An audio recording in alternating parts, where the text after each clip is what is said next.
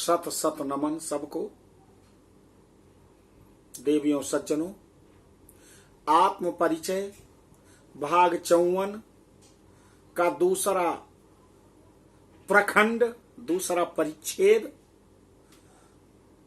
पातक में और सूतक में किस प्रकार से हमें आराधना करनी चाहिए, उस तरफ आपको ले चलना चाह रहा हूं। इसके पहले परिच्छेद में मैंने आपको सूतक और पातक दोनों का उदाहरण दिया, कैसे सूतक और पातक में भगवान की उपासना करें, आराधना करें, पूजा करें। आज एक दूसरा उदाहरण दे रहा हूं, आप उसे बड़े ध्यान से सुने। ये भी महाभारत का बड़ा सुंदर प्रसंग है। महाभारत का इंड होने वाला है। दुर्योधन भीम के गदा युद्ध से मरणासन्न स्थिति में है। उसी समय अश्वत्थामा आता है, कहा मित्र आपने यदि मुझे सेनापति बनाया होता तो आज ये दुर्दशा न देखनी पड़ती। और बात सत्य थी, क्योंकि अश्वत्थामा अमर था, उसे कोई मार ही नहीं सकता था। लेकिन सूतक और पातक में बुद्धि भ्रष्ट हो जाती है। धर्मो रक्षति रक्षिता। यदि आप धर्म की रक्षा करेंगे तो धर्म आपकी भी रक्षा करेगा। अधर्म के मार्ग पर चल करके धर्म को मिटाने का प्रयास करेंगे तो अधर्म ही आपको मार डालेगा। और अपने रक्त से तिलक कर दिया, कहा जाओ, कहा जा रहा हूं, जा रहा हूं। अश्वत्थामा ने कहा और पांडवों का सिर ले आऊंगा।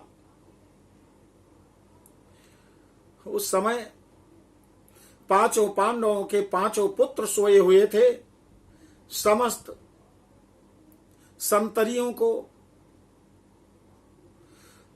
समस्त सेनानियों को मार करके पहुंचता है और सब का सिर काट देता है। एक एक करके सो रहा है। पांचों पांडवों के पुत्र सोए हुए हैं और सबके सिर को लेकर के आता है। कहा देखो मित्र, ये मैं पांडवों का वध कर दिया। कहा अब भीम का सिर ले आओ। तो भीम का जो पुत्र था, उस बड़ा सा सिर था, उसका सिर लिया और जैसे ही पकड़ा ऐसे दुर्योधन ने, तो ऐसे पिचक गया। कहा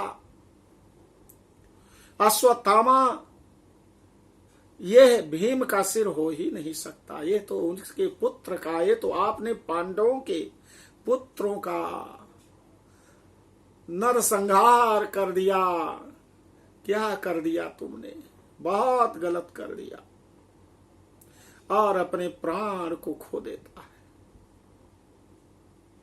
उधर द्रौपदी प्रातः काल के समय जब उनके पुत्र नहीं उठे तो उनके समीप जाती है, तो देखा ऐसा नर संहार, नर कंकाल।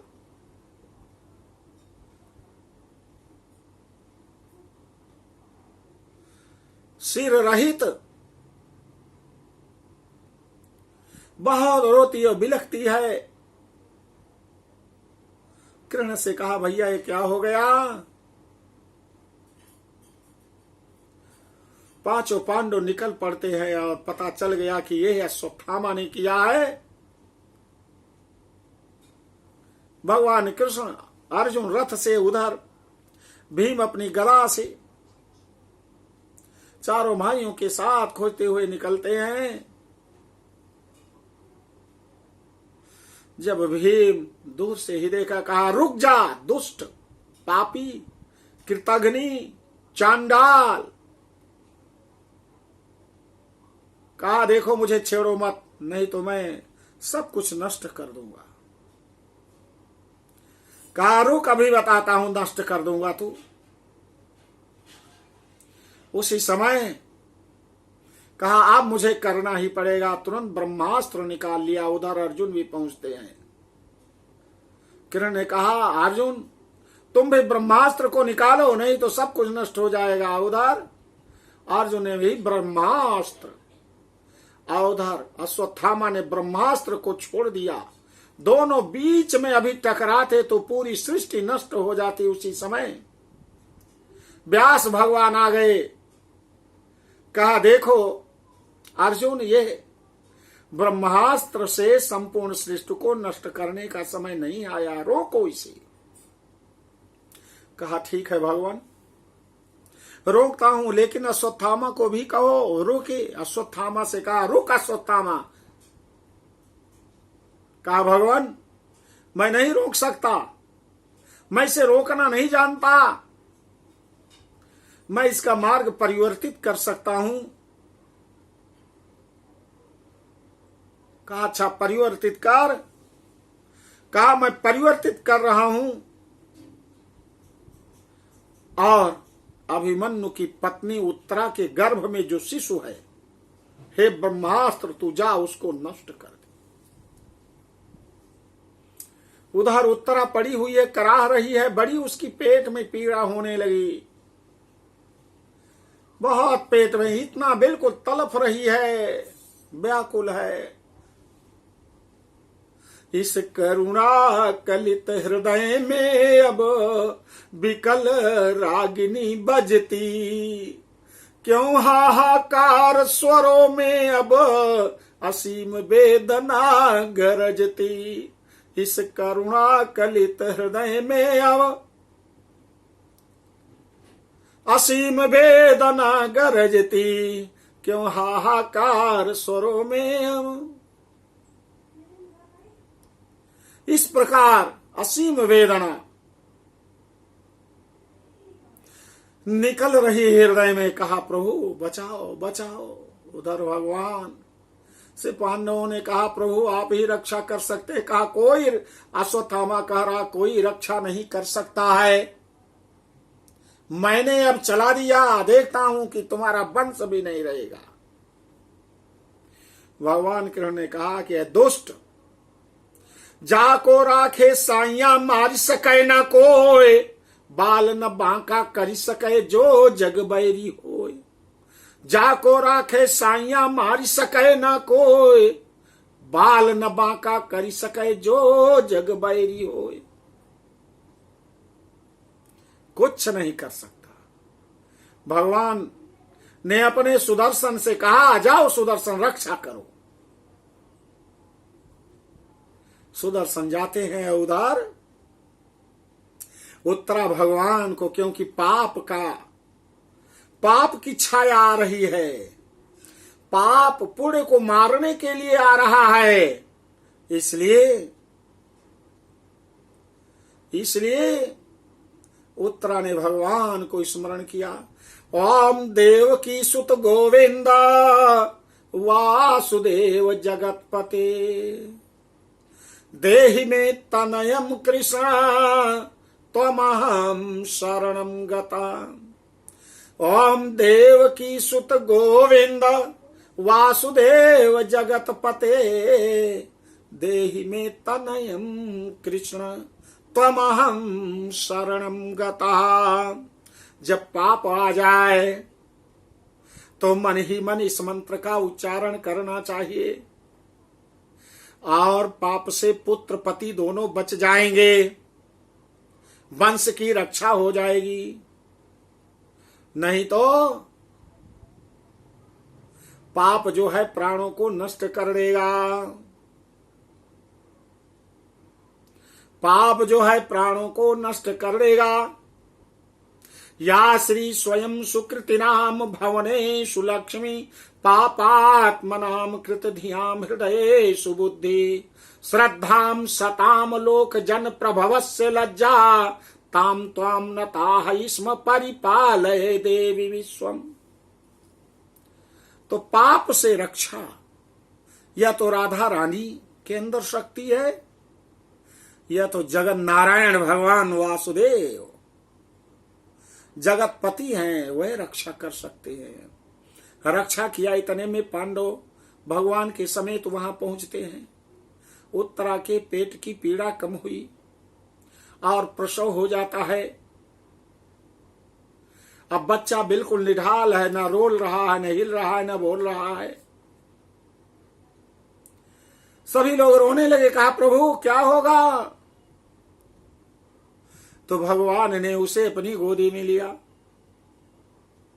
भगवान ने अपनी गोदी में लिया, जैसे उसे टच कर दिया उसके मुंह को, वैसे ही वो रोने लगा, वैसे ही वो रोने लगा, वैसे ही वो रोने लगा और बोलने लगा, श्री कृष्णाय वासुदेवाय हरे परमात्मने प्रणता क्लेश नाशाय गोविंदाय नमो नमः।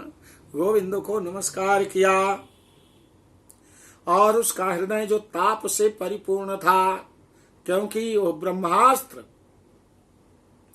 वो न्यूक्लियर एनर्जी थी, तो कह रहा प्रभु ओम सच्चिदानंद रूपाय विश्वोत्पत्त्यादि हेतुये तापत्रय विनाशाय श्री कृष्णाय वयम नमः।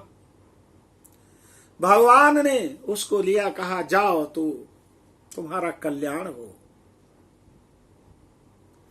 और तुम्हारा नाम तुमने प्रथम परीक्षा दे दिया, इसलिए तुम्हारी जो दृढ़ इच्छा शक्ति है वो बलवान रहेगी। लेकिन अपने पितरों को मत भूलना, उनकी कही हुई बात को मत टालना। तुम्हारा नाम परीक्षित होगा, तुम्हारा नाम परीक्षित होगा। लेकिन भविष्य में राजा बनते हैं परीक्षित, और अपने पितरों की आज्ञा का अवहेलना करके कहा था इस महल को न खोलना। उस महल को वो खोलते हैं और उसमें समस्त जो अश्वमेध यज्ञ राजसूय यज्ञ किया था, उस यज्ञ में समस्त जीते हुए राजाओं का मुकुट था, जिसमें जरासंध का भी मुकुट था, उसको अपने सिर पर धारण कर लिया और कलयुग की सवारी हो गई। इसीलिए सर्वदोष लगा और तक्षक ने उन्हें काट लिया। सर्वदोष और पितृदोष दोनों, सर्वदोष और पितृदोष। इसलिए सूतक और पातक में भगवान का आराधना, उपासना, पूजा, सतत चिंतन और मनन करना चाहिए। तभी हमारे प्राणों की, हमारे वंश की रक्षा हो सकती है। तभी हम अपने पितृदोष और सर्पदोष से बच सकते हैं। तो अश्वत्थामा जैसा जो अमर था और एक योग्य पिता द्रोणाचार्य का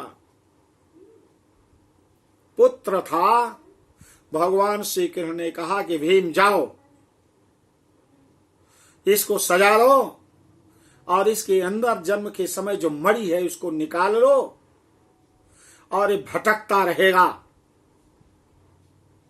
भीम जाते हैं और उस सूतक पातक के कारण जो पाप कर्म किया और उसको भगवान ने बचा लिया, परीक्षित को, वो शक्ति शून्य हो गया और उसकी मणि को निकाल लेते हैं भीम, और कहा तो युग युगांतर तक ऐसे ही वेदना में तू अब तड़पता रहेगा।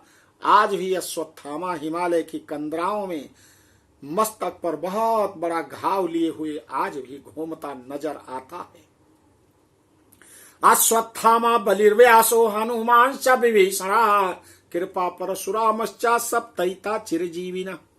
अश्वत्थामा बलिर्व्यासो हनुमान च विभीषण कृपा परशुरामश्च सप्तैता चिरजीविना। ये 7 चिरंजीवी हैं। अश्वत्थामा महाराज बलि व्यास, हनुमान जी विभीषण जी, कृपाचार्य परशुराम, ये 7 जो है चिरंजीवी हैं। केवल हनुमान जी को छोड़ करके सब पावरलेस हो चुके हैं। मनुष्य का कल्याण नहीं कर सकते हैं। केवल हनुमान जी हमारे हैं कि सूतक और पातक से सबको बचा सकते हैं और चारों युगों में रहे। चारों युग प्रताप तुम्हारा है, प्रसिद्ध जगत उजियारा। त्रेता में राम जी के साथ, द्वापर में अर्जुन के रथ की ध्वजा पर बैठे हुए थे, और सतयुग, कलयुग में तो वही है, और सतयुग में श्री भोलेनाथ के रूप में विद्यमान थे।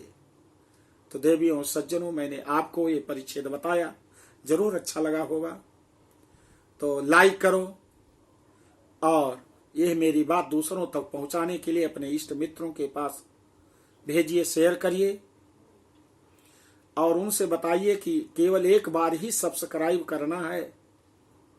सब्सक्राइब जो लाल अक्षरों में लिखा है उसको एक बार टच करने, बस रोज रोज नहीं करना। रोज तो केवल लाइक किया जा सकता है वीडियो को, सब्सक्राइब एक बार। तो बोलो श्री वासुदेव भगवान की जय।